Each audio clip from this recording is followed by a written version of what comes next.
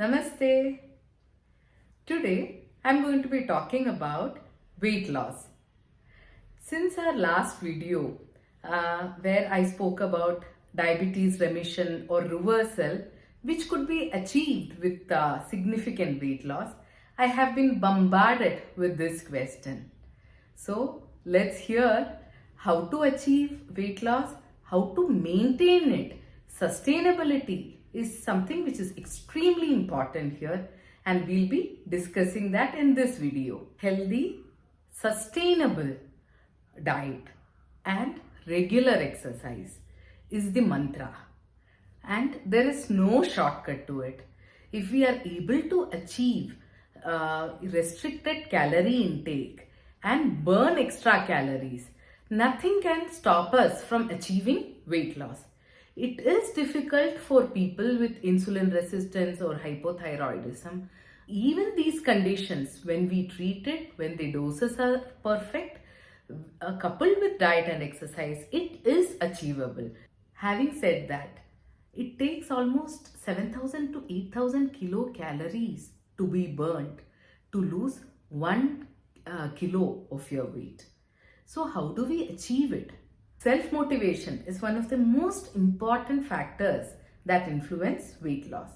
You need to have that kind of willpower, that strong will to lose those extra weight. Apart from looking very beautiful and fitting in those dresses and ghagras, it helps you to get rid of many diseases. It regularizes periods in people with PCOD and other diseases. It reverses diabetes, or in people with long-standing diabetes, it at least helps them to cut down the insulin and the number of pills. The fat around liver and pancreas that we spoke about in the last video, which really causes this diabetes, is reduced. Thereby fatty liver, insulin resistance, all these conditions are reversed. Hypertension, the blood pressure is very well controlled, and many pills are reduced if you shed those extra kilos from your body. The lipid profile or the cholesterol levels also seem to decrease. Hormonal imbalances, including thyroid disorders, are also pretty well controlled with weight loss. So weight loss is an essential integral part of any therapy. 1 hour of regular exercise every day is extremely important. Usually it has to be 10 minutes of warm-up, 30 minutes of brisk exercise followed by 10 minutes of cool down. 10 minutes of warm-up helps your heart rate to slowly go up. It reaches a plateau when you do your brisk activity, and when you cool down, the heart rate comes back to normal. So it is extremely important for your cardiac health. Now, during the warm-up phase and the cool down phase, yoga, stretching, all these things are extremely useful. During your brisk activity, what you need to do is you can either do brisk walking, aerobics, jogging, gymming, dancing, Zumba, whatever you like. Or if you want to hit the gym, even better. But during this COVID times, when people could not, go to gyms, what I would say is, never mind, home is there. You can definitely exercise at home.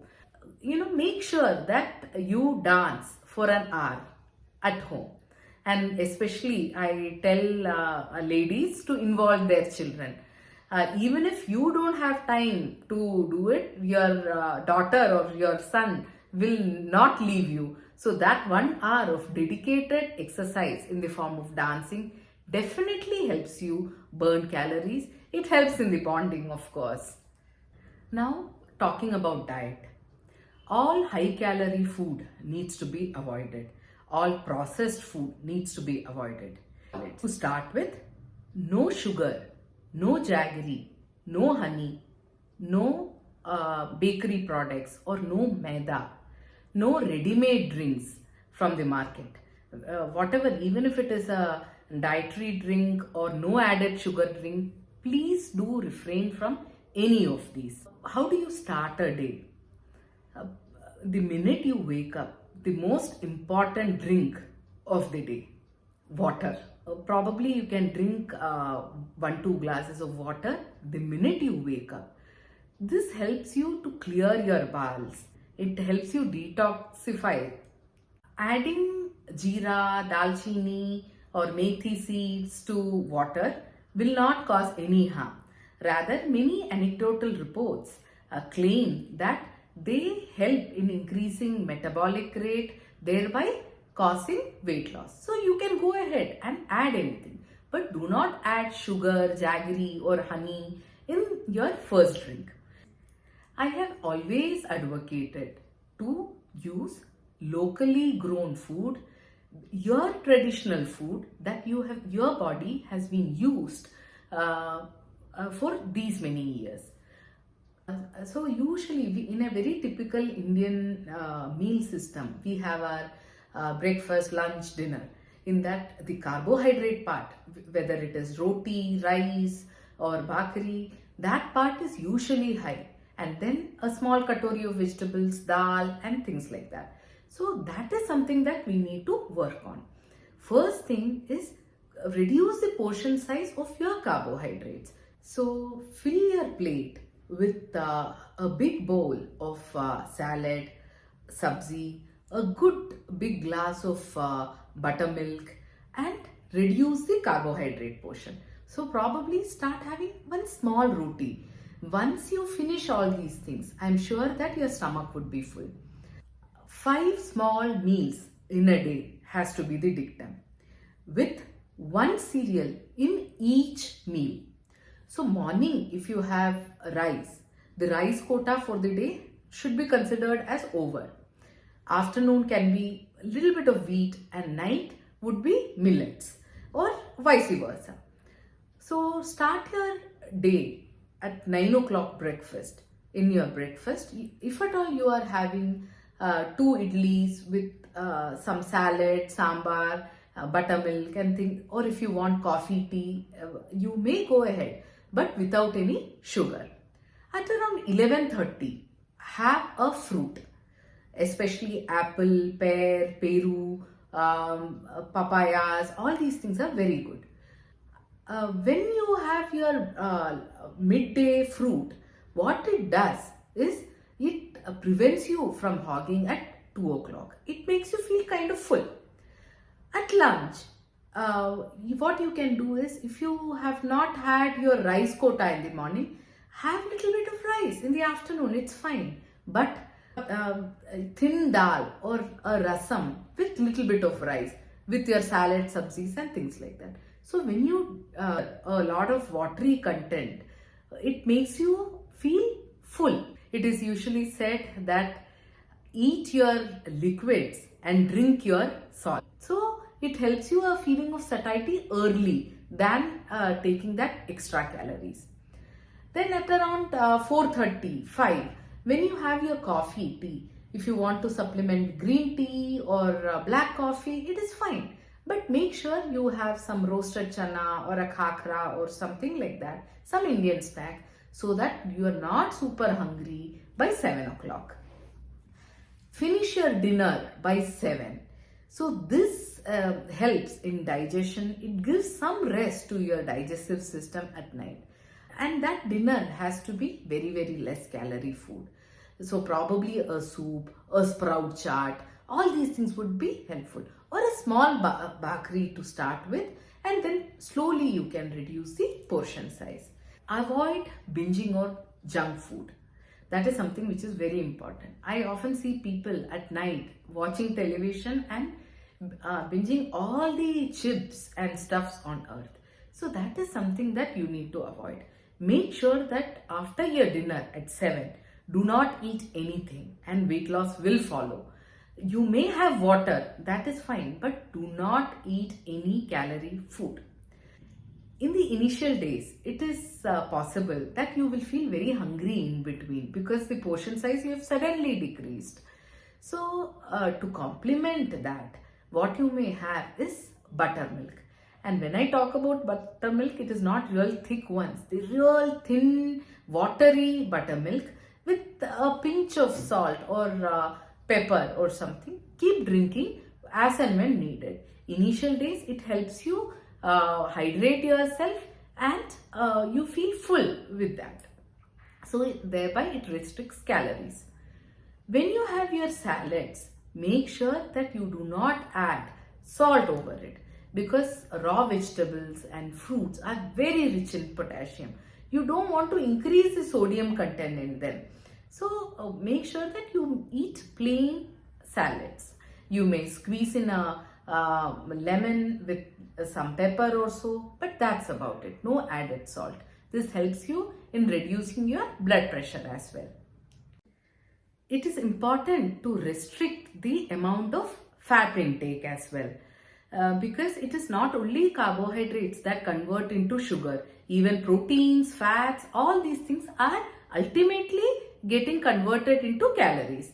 In fact, 1 gram of carbohydrates or protein will give you 4.5 calories, whereas 1 gram of fat can give you up till 9 calories. So it is extremely important to reduce the amount of fat content in the diet. So when we talk about fat, it is usually these kind of oils that we use for deep frying, for all our junk food and so on. So make sure that you restrict the use of them. This increased amount of fat can cause increased triglyceride levels, which is a form of cholesterol in blood. It can cause fatty liver, it can cause cardiovascular events and many other issues. We see that people pour oil with a jar. So instead, probably a small oil can with a small spoon in it. And whenever you use oil, try to put it with a spoon rather than pouring it out of the jar. This will definitely help you reduce the oil in your food. Secondly, whenever you want to fry onions, as you know, onions actually to get, if you grind it and fry them, it takes up a lot of oil, or probably you can fry it and then grind it for the puree. So these are small tips that will help you minimize the amount of oil in your food. Give the luxury of cooking food for your family. You are the best judge how to use, how much to use. Maids find a very easy way. So I am sure that you can afford to take out that half an hour to cook good meals for your family. To document the progress that you make in your weight loss journey is extremely important. So in a weighing scale, when you see that you have shed a few kilos, it is extremely motivating. So it will help you stick to your diet plans, stick to your exercise patterns, and it helps you to achieve even better. These days, most of the phones come with activity trackers, calorie counting, footstep counting, and so on. If you have your 1 hour walk in the morning, easily 7,500 steps is achieved. And apart from that, keep walking during your calls. Take stairs instead of your lifts during your office hours or even at home. Shatapavali is said, as in keep walking at least 10 minutes after your food, after any meal of the day. These things are small changes that helps you achieve your goals easily. I remember when I got an Apple Watch almost 3-4 years back, my daughter would keep jumping just to see that the activity is, new goals are achieved in the watch. So it acts as an inspiration for them. Now, time for a case study.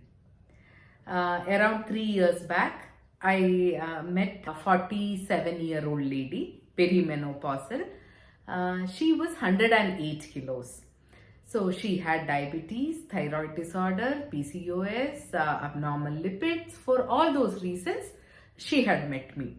I convinced her to start diet, exercise, and the diabetic medications that I used definitely did help her lose weight as well, because there are medicines these days which helps you lose sugar in your urine, thereby lose calories, That helps in weight loss, additional weight loss. On following up, her results were wonderful. Her blood pressure was very well controlled. She had lot of hair growth in this area, chin area. She used to use threading and waxing, she had told me. The frequency that she would do these treatments had reduced. Now she is 73 kilos. For the last 1 year, she has been maintaining between 73 74 kilos. Last time she met me, she was kind of unhappy that she is not losing further. I said to maintain at this level itself is really commendable that she has achieved this with exercise and very good diet. So it is possible to achieve these kind of results. The only side effect that she has complained was she had to change her entire wardrobe. She couldn't fit in her old clothes. She had to really buy new ones. It is fine to change our wardrobe and cutting down the medicines by shedding those extra calories. A holistic approach to treating any disease is by maintaining ideal body weight. Lifestyle modifications with regular exercise and healthy diet will definitely help you in achieving the same. I hope that you try to practice the small tips that I have told you today. Restrict the amount of carbohydrates, eat wisely, eat healthy, include a lot of salads, green leafy vegetables in your diet, drink a lot of water, manage stress, sleep adequately, and I hope you shed those extra calories. So till then, take care. Bye.